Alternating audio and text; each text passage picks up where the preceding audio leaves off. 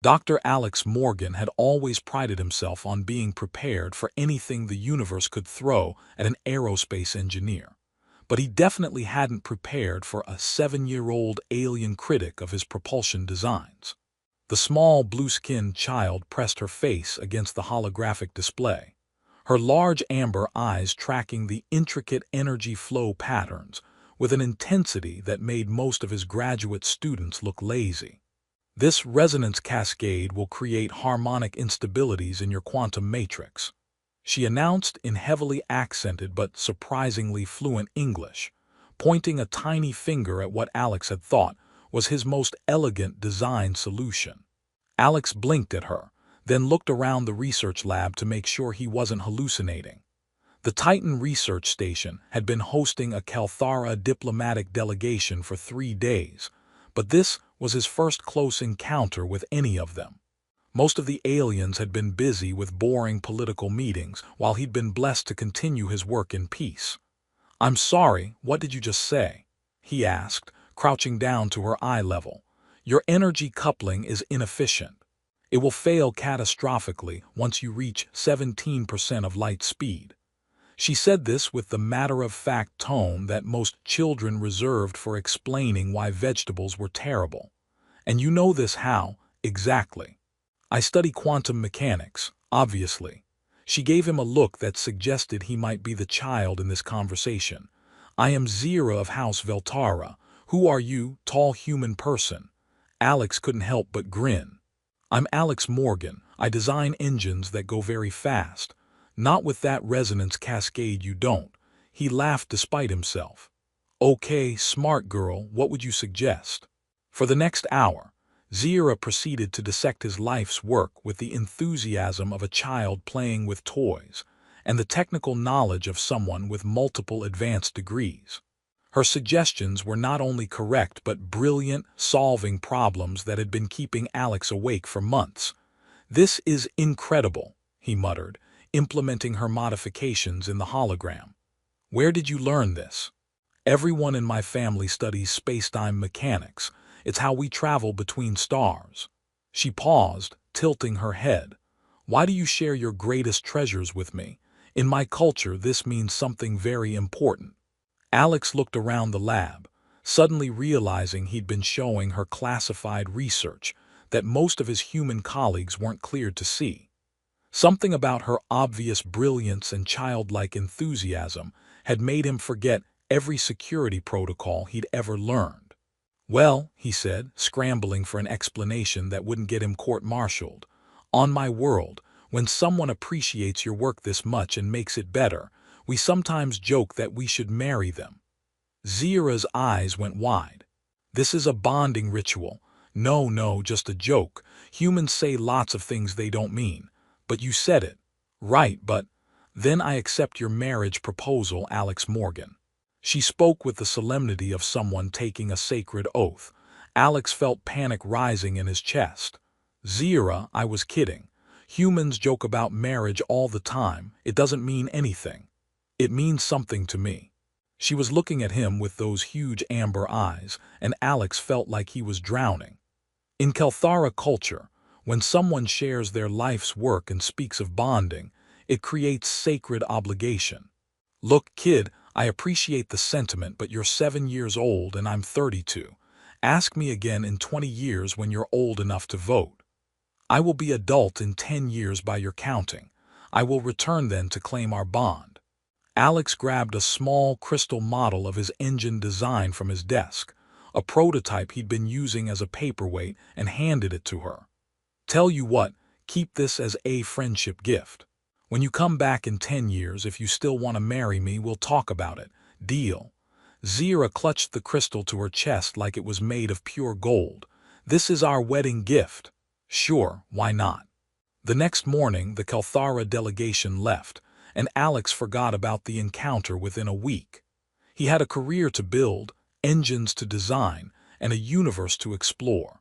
The idea that an alien child might actually return to hold him to a joking promise seemed as likely as discovering that his coffee maker had achieved sentience. 10 years later, Dr. Alex Morgan was the chief propulsion engineer for the Mars Colonial Development Project, living in a comfortable apartment overlooking the terraforming district. His engines now powered half the ships in the solar system, and he'd almost perfected the theoretical framework for faster-than-light travel. He was reviewing design specifications for the new Mars-Jupiter Express route when his comm unit chimed with an incoming priority message from Sol Defense Command. "Dr. Morgan, this is Admiral Chen. We have a Kelthara diplomatic vessel requesting permission to dock at Mars Station. They're specifically asking to speak with you. Something about fulfilling a contract. They seem to think you're expecting them." Alex felt a cold chill run down his spine as a memory surfaced: huge amber eyes, blue skin, and a small voice saying, "I will return then to claim our bond." "Oh no," he whispered.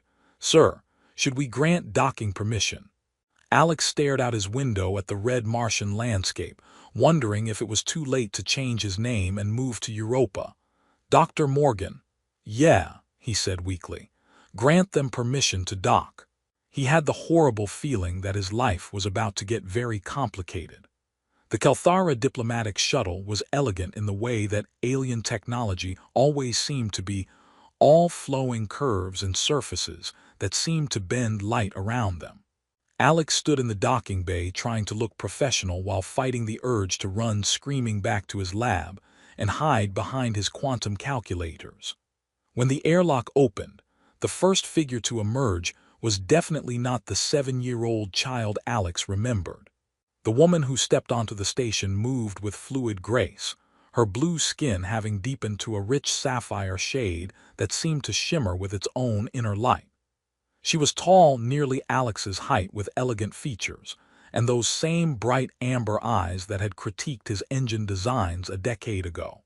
She wore what appeared to be formal diplomatic robes that managed to look both alien and stunning.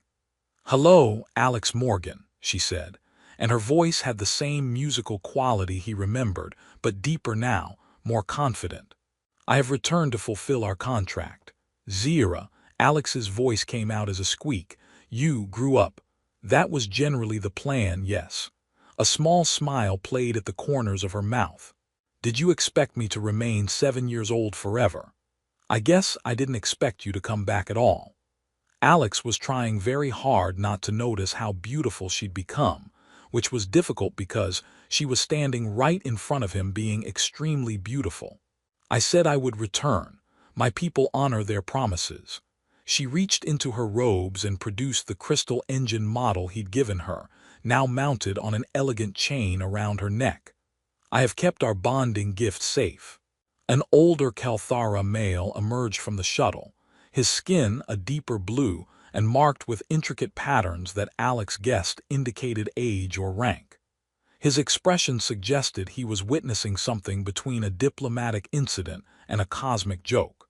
"Dr. Morgan," the older alien said with a formal bow, "I am Ambassador Kethval. I serve as cultural liaison and, unfortunately, as witness to this rather unprecedented situation." "Unprecedented how?" "You appear to have accidentally entered into a legally binding marriage contract with a minor member of one of our most prominent families." Alex felt the blood drain from his face. What now?" "In Kelthara law," the ambassador continued with the tone of someone explaining quantum physics to a particularly slow child, "when an adult shares their life's greatest work with a child and speaks of bonding, it creates a formal betrothal contract. The exchange of gifts seals the agreement." "But I was joking." "Humor does not invalidate legal contracts," Zira said, though she was still smiling. "Besides, I have prepared for this my entire adult life. I studied human culture, learned your languages, and earned degrees in quantum physics and xenocultural relations.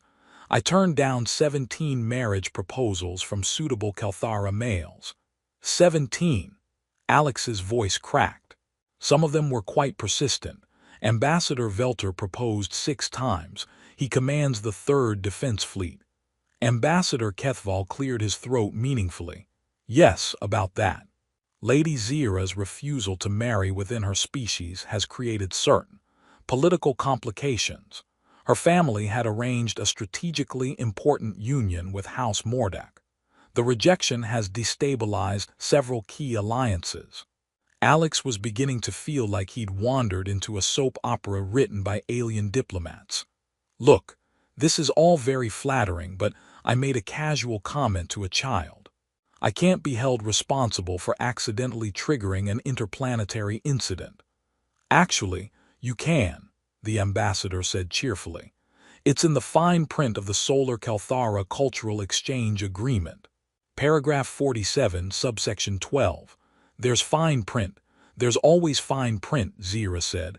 "But I'm not here to force you into anything, Alex. I propose a compromise. I'm listening. Give me 1 month. 30 days to get to know me as the woman I've become, not the child you remember. Work with me. Spend time with me. Let me help you with your research. If at the end of that time you truly feel nothing for me, I'll find a way to dissolve the contract and return to my people." Alex studied her face, trying to reconcile the brilliant, confident woman before him with his memory of an enthusiastic child. "And if I say no to the trial period, then you'll miss out on solving the faster-than-light propulsion problem that's been keeping you awake for the past 3 years. Alex stared at her. "How did you?" "I've been monitoring human scientific publications. Your theoretical work is brilliant, but you're missing a crucial element in your quantum field equations. I can provide it. You're bribing me with physics. I'm offering to help you change the course of human space exploration. The bribe is just my charming personality and devastating good looks." Ambassador Kethval made a sound that might have been laughter. "She has indeed mastered human humor, Dr. Morgan, perhaps too well." Alex found himself fighting a smile. The adult Zira had the same infectious enthusiasm he remembered, but tempered with intelligence and wit that was undeniably attractive. 1 month, 30 days.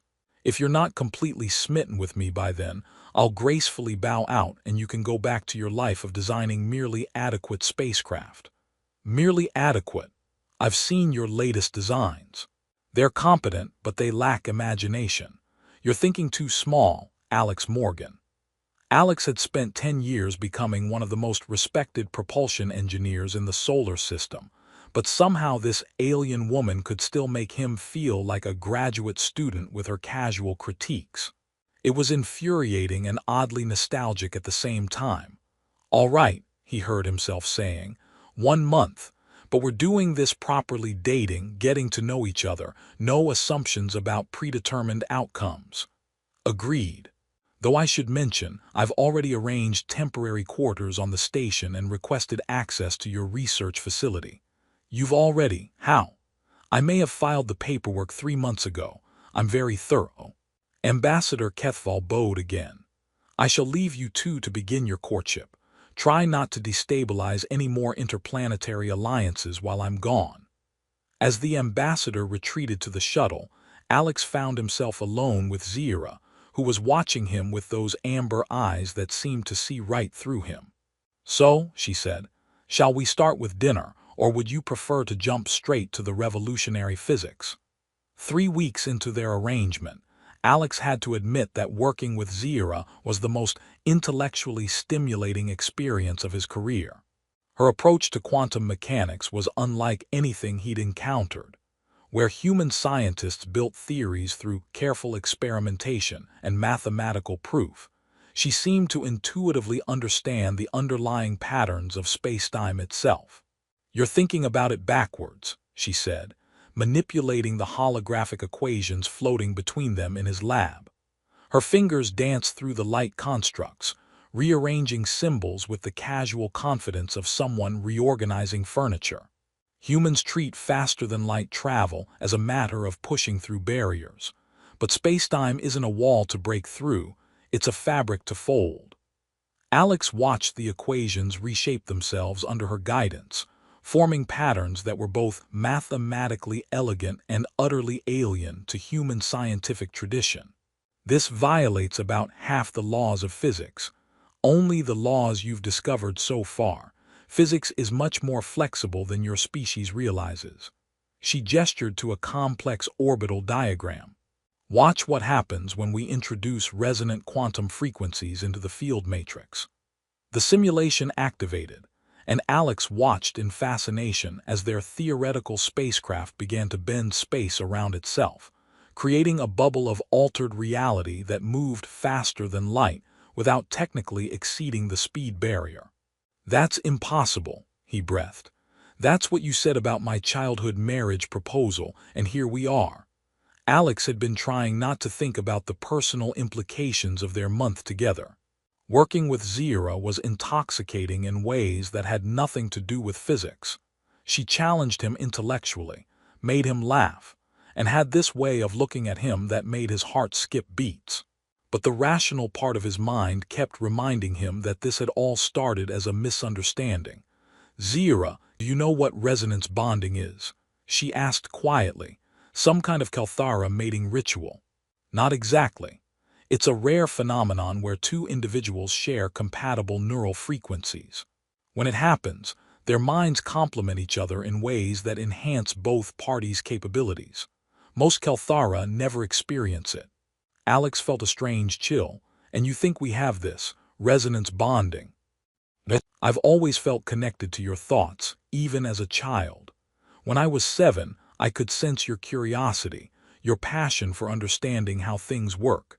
It's why I was drawn to you, why I could so easily see the flaws in your designs." She moved closer, and Alex caught the faint scent of something like ozone and flowers. "Haven't you noticed how much better your work has become since we started collaborating?" He had noticed. In 3 weeks, they'd made more breakthroughs than he'd managed in 3 years of solo research. But he'd attributed that to her superior knowledge of Kalthara science. "That could just be your advanced education." "Could be. Or it could be that our minds work better together than apart." She reached out and gently touched his forehead. "Close your eyes, Alex. Tell me what you're thinking about." Against his better judgment, he closed his eyes. Immediately, images flooded his mind, not his own memories, but glimpses of Zira's experiences over the past decade. He saw her studying in vast Kalthara libraries, turning down suitors while explaining that her heart belonged to a human she'd met as a child, working tirelessly to master human customs and technology. "How are you doing that?" he whispered. "I'm not doing anything. You're sensing my memories through our resonance." Her voice was soft, almost reverent. "This is why I've waited for you, Alex. Not because of a childhood promise or cultural obligation, but because no one else has ever made my mind sing the way yours does." Alex opened his eyes and found her watching him with an expression of hope mixed with fear. "Zira." Before he could finish the thought, alarms began blaring throughout the station. Emergency lights bathed the lab in red, and Alex's comm unit erupted with urgent messages. "All senior staff to the command center immediately," came the announcement. "We have incoming Kalthara vessels requesting immediate audience with Lady Zira." Zira's face went pale, her blue skin taking on an almost gray tinge. "They've come for me." "Who has?" "My family, and probably Commander Velter." She was already moving toward the lab's exit. "I've been away too long. The political situation must have deteriorated." They rushed to the command center, where the main display showed 6 Kalthara warships in defensive formation around Mars Station. Alex had seen Kalthara vessels before, but never this many, and never armed for battle.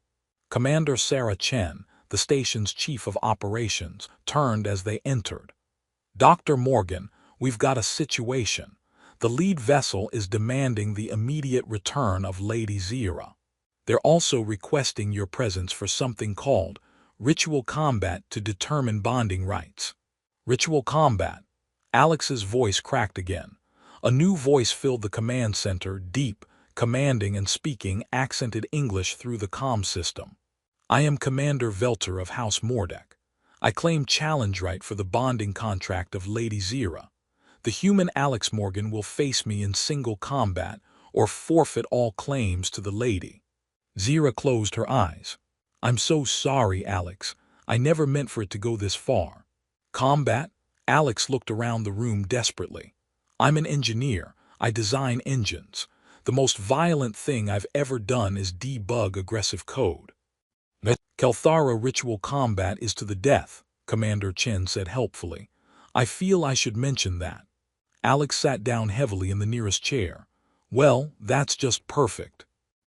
There has to be a loophole, Alex muttered, pacing around Zira's temporary quarters while she consulted what appeared to be a digitized version of ancient Kelthara law texts. Your people are advanced, civilized, rational beings. You can't seriously still settle dispute by beating each other to death with sticks.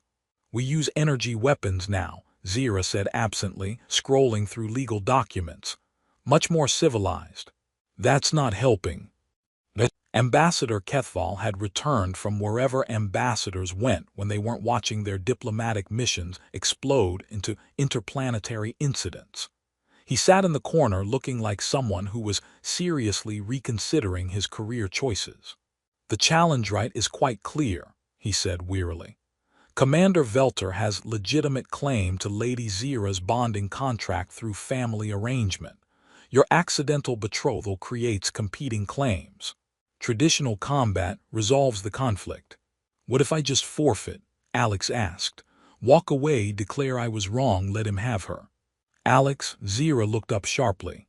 I'm trying to keep you from becoming a widow before we even get married. This Velter guy is a military commander. I'm pretty sure he knows which end of an energy weapon to point at people. Actually, Zira said slowly, her amber eyes brightening with sudden inspiration.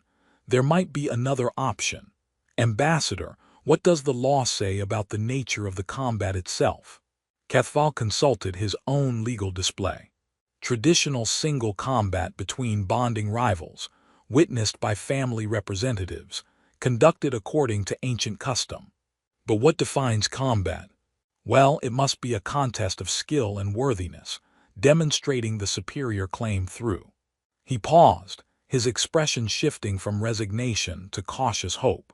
Through demonstration of superior capability to provide for and protect the bonded individual. So it doesn't have to be physical fighting. Not necessarily. The law speaks of proving worthiness through superior capability. This could theoretically include intellectual or creative competition. Alex stopped pacing. You mean like an engineering contest? More than that, Zira said, her voice gaining excitement. Alex, what if we challenge them to complete what we've been working on? The faster-than-light engine project. Whoever produces a working prototype first wins the bonding rights. That's brilliant, but there's one problem. There are two of us, and presumably more than one of them. How does that work in terms of individual combat? It doesn't, Zira said with a grin that was becoming familiar. But there's another clause in Kelthara law. If a bonded pair can demonstrate that their combined capabilities exceed any individual rival, they can claim joint champion status. Ambassador Kethval was frantically scrolling through legal texts. Yes, here it is. The doctrine of resonant partnership. If two individuals can prove their combined potential benefits both families more than any alternative pairing, they can supersede previous arrangements. He looked up, but they have to prove it conclusively. Define conclusively, Alex said. Complete revolutionary technological breakthrough that advances both civilizations would probably qualify.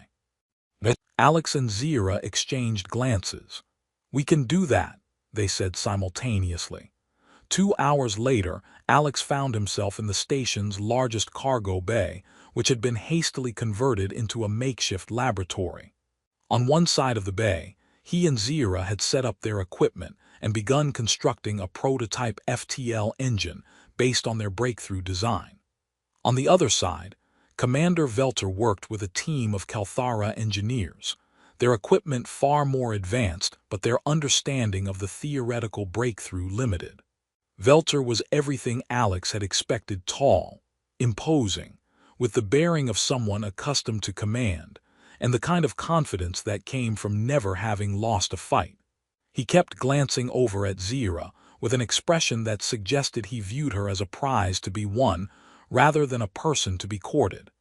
This is insane, Alex muttered, calibrating quantum field generators while Zero worked on the resonance matrix.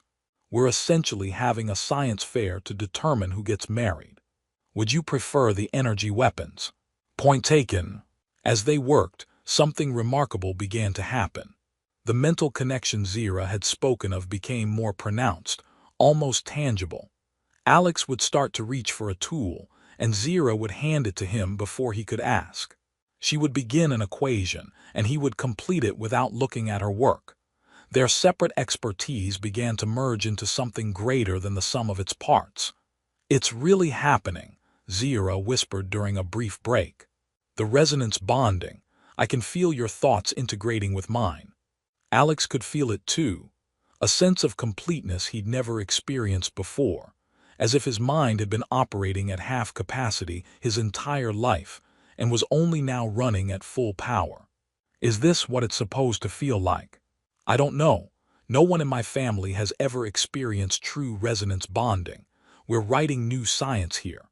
Across the bay, Velter's team was making impressive progress with traditional Kelthara engineering approaches, but they lacked the intuitive breakthrough that Alex and Zero's collaboration had produced. It became increasingly clear that this contest would come down to two very different philosophies: individual excellence versus complementary partnership. The final test came 18 hours later. Both teams had produced working prototypes, but only one design could be tested first. Velter insisted on Commander's privilege, activating his team's engine design in a contained field. The result was impressive: a stable, faster-than-light field that bent space-time in measurable ways. The gathered observers, including representatives from both human and Kelthara governments, murmured appreciatively. "Excellent work," Alex admitted grudgingly. "That's a solid, reliable design that will advance interstellar travel by decades." Velter's expression was smugly confident. "Indeed. Now let us see what an amateur human engineer can accomplish." Alex activated their prototype, and immediately the entire cargo bay filled with harmonious energy. Their design didn't just bend space-time. It created a stable bubble of altered reality that moved through dimensions Alex hadn't even known existed. More importantly, the field itself seemed to enhance the cognitive abilities of anyone within its range, amplifying the same resonance effect that he and Zira had been experiencing. "Impossible," breathed one of the Kelthara observers. "They've created a consciousness-amplifying FTL drive. This could revolutionize not just travel, but the way our species think and collaborate." Ambassador Kethval was consulting his legal displays with growing amazement. "By the ancient laws, this clearly demonstrates superior combined capability. The resonant partnership doctrine applies." He turned to Velter. "Commander, do you wish to contest this judgment?"